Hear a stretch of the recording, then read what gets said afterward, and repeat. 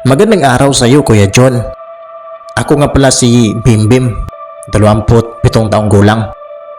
Matagal na akong nakikinig at pinapanood ang iyong mga video.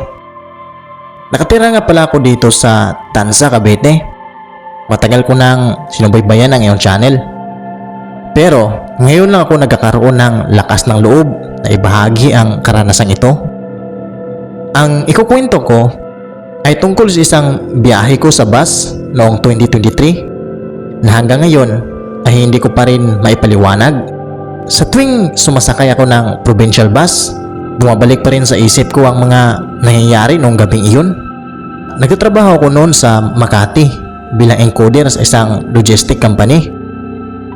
Dahil sa dami ng trabaho, madalas akong mag-overtime. Isang Biyernes ng gabi noon, Kuya John, pasado alas 11 nang makaalis ako sa opisina. Plano kong umuwi ng Cavite gamit ang bus mula sa PTEX. Pagdating ko sa terminal, kapansin-pansin na kakaunti na lang ang mga tao. May ilang pasahirong nakaupo sa waiting area.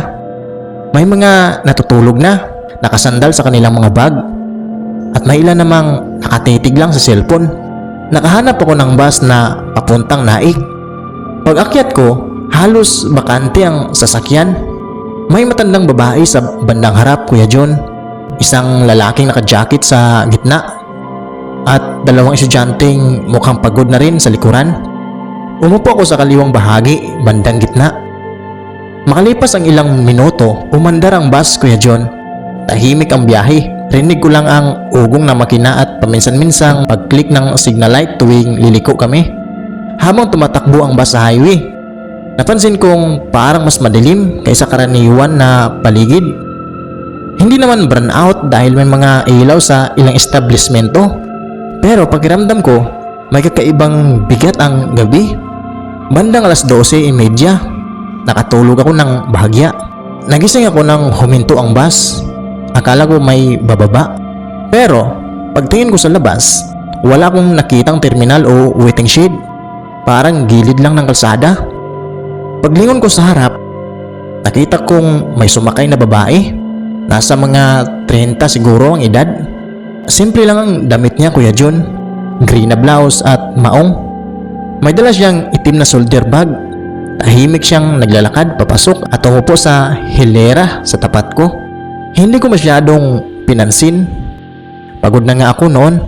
Pero makalipas ang ilang minuto, napansin kong nakatingin siya sa akin. Hindi diretso. Parang pasulyap-sulyap lang. Noong una, inisip kong nagkataon lang. Pero habang tumatagal, paulit-ulit ko siyang nahuhuling nakatingin. Kaya umiwas na lang ako, Kuya John. Parang naiilang na rin ako. Binuksan ko ang cellphone ko para mag-scroll.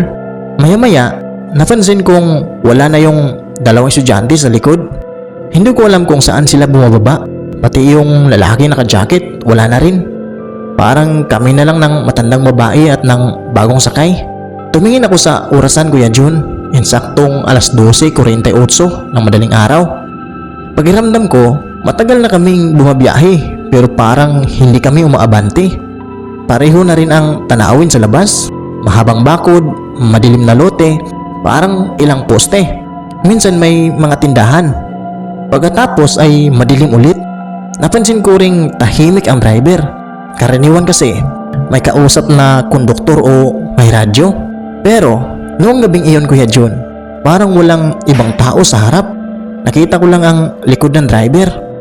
Maya-maya, nagsalitang matandang babae. Mahina pero rinig ko, Kuya John. Malinaw naman. Iho, napalingon ako, Kuya John. Tama po, saan ka bababa? Sagot ko naman, Kuya John. Sa Tanza po. Tumango lang siya. Pagkatapos ay tumingin siya sa babaeng nasa tapat ko. Biglang nag-iba ang ekspresyon niya. Parang natakot. Agad siyang yumuko at hindi na nagsalita. Doon ako kinabahan ng lalo, Kuya John. Pagkalipas ng ilang minuto, tumayo ang babae. Akala ko ay bababa na siya. Pero lumapit siya sa akin. Ngumiti siya, Kuya John. Hindi naman nakakatakot ang mukha niya. Normal lang nga ngiti. Pero may kakaiba sa mga mata niya, Kuya John. Parang wala siyang emosyon. Saan ka nga ulit bababa? Tanong niya. Nagulat ako. Hindi ko naman siya kinakausap. Sa tansa po, sagot ko. Tumango siya Kuya John at sinabing malayo pa. Pagkatapos ay bumalik siya sa upuan. Hindi ko alam kung bakit pero parang nanlamig ang pakiramdam ko. Tininan ko ulit ang cellphone ko. Insaktong 1:00 na ng madaling araw. Halos 20 minuto na pero parang wala pa rin kaming nararating. Sinubukan kong i-check ang GPS. Walang signal, wala kahit isang barman lang. Kakaiba yun Kuya Jun dahil may mga parte ng Cavite na mahina talaga ang signal pero hindi naman tuluyang nawawala ng ganon katagal. Muli akong tumingin sa labas at doon ko napansin ang bagay na napapataas ng kaba ko. May lumampas na waiting shed. Pagkaraan ng ilang minuto, dumaan ulit iyon. Parehong pintura, parehong poste, parehong nakasulat na pangalan ng barangay. Parang umikot lang kami pero imposible naman. Hindi ko alam kung bakit pero hindi ko sinabi kahit kanino. Tahimik lang akong nakaupo. Pagkatapos, narinig ko ulit ang boses ng matandang babae. Halos pabulong. Iho, lumapit ka rito. Hindi ko agad maintindihan Kuya Jun. Bakit po? Hindi na siya sumagot. Tumingin lang siya sa babaeng nasa tapat ko. Pagkatapos ay muling yumuko. Doon ko napansin Kuya Jun, hindi gumagalaw ang babaeng nasa tapat ko. Nakaupo lang siya. Hindi man lang kumukurap. Hindi rin tumitingin sa bintana. Diretso lang ang tingin niya sa harap. Mahigit 10 minuto ko siyang minatyagan. Wala talaga, parang isang estatwa. Sa sobrang kaba ko Kuya Jun, lumapit ako sa tabi ng matandang babae. Hindi ko alam kung tama ba ang ginawa ko, pero mas kampante akong may katabi. Tahimik kaming dalawa hanggang sa bigla niyang sinabi, huwag mo siyang kakausapin. Hindi ko mapigilang magtanong, sino po ba siya? Hindi siya sumagot. Sa halip, tumingin siya sa harap. Doon ko lang napansin ang wala ngang konduktor sa bus na yun. At mas nakakatakot pa ron, hindi ko makita ng malinaw ang driver. Parang sobrang dilim ng bahagi niya, kahit may ilaw naman sa dashboard. Nagsimulang bumilis ang tibok ng puso ko Kuya Jun. Maya-maya, narinig ko ang tunog ng kampanilya ng bus. May pumindot para bumaba, pero wala namang nakatayo.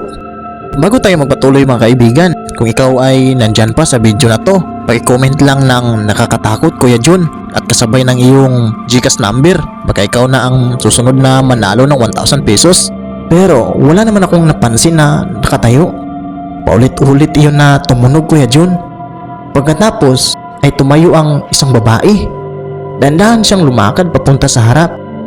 Huminto siya sa tabi ng driver at doon siya nakatayo ng ilang segundo. Pagkatapos ay bumaling siya sa amin. Ngumiti, hindi malapad, hindi rin galit, pero sapat na para maramdaman kong may mali talaga.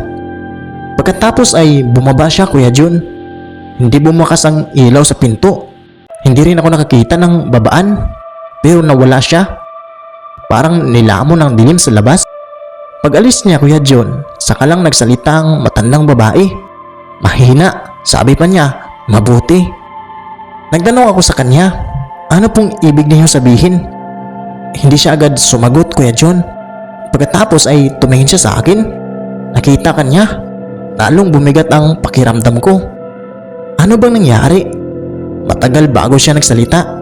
At nang magsalita siya, sinabi niyang may aksidente rito noon. Baas din. Walang nakaligtas.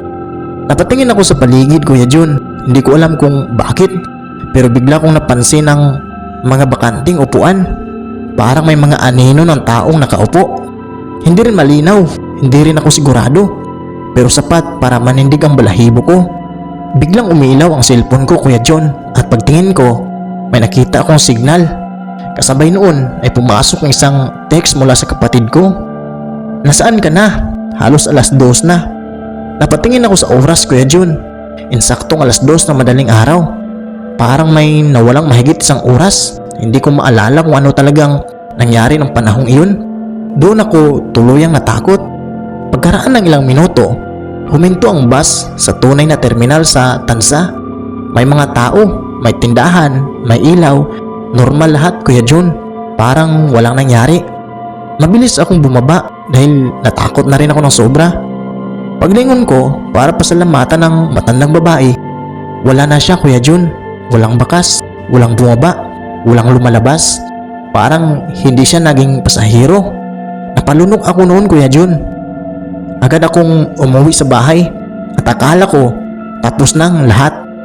Pero hindi Kuya John. Pagkalipas ng ilang araw, naikwento ko ito sa katrabaho kong taga-Naik. Tahimik siyang nakikinig. Pagkatapos ay tinanong niya ako kung anong itsura ng babaeng sumasakay. Inilarawan ko Kuya John, green na blouse at maong at may itim na shoulder bag. Bigla siyang natahimik Kuya John. Pagkatapos ay may ipinakita siyang lumang post sa Facebook. Balita tungkol sa aksidente ng provincial bus ilang taon na ang makalipas. Maraming nasawi. Kasama sa larawan ang ilan sa mga biktima. At naroon siya Kuya John, yung matandang babae. Parehong mukha, parehong damit at parehong bag. Nalamig ako habang nakatingin sa screen. Pero mas lalo akong natakot sa sumunod. Sa gilid ng larawan, may isa pang tao. Isang matandang babae, nakatayo sa gilid ng ibang biktima. Parehong-pareho ng matandang nakatabi ko sa bus. Mula noon Kuya John, hindi na ako sumasakay ng huling biyahe kapag umuwi. Hanggang ngayon, may isang bagay pa rin hindi mawawala sa isip ko. Noong gabing iyon Kuya John, at nung makita kong balita sa Facebook, napansin ko ang petsa ng aksidente. Pareho mismo ng araw at buwan na sinakyan kong biyahe. Ang pinagkaiba lang Kuya John, 11 taon na ang nakalipas iyon. At ayon sa record ng kumpanya ng bus na nakita ko kalaunan, ang unit number ng nasakyan ko noong gabing iyon ay matagal nang wala sa serbisyo matapos ang aksidenteng iyon. Hanggang ngayon Kuya John, hindi ko alam kung anong bus talagang nasakyan ko pauwi at mas ayaw ko nang malaman iyon. Salamat sa iyo Kuya John dahil naibahagi ko ang karanasang hindi ko malimutan sa buong buhay ko. At yun ang kwento ni Bimbim mga kaibigan. At kung mayroon kayong mga kwento na nakakatindig balahibo, ay pwede nyong i-email sa ating email address at baka ito na ang susunod nating mabigyan ng narration dito sa ating channel.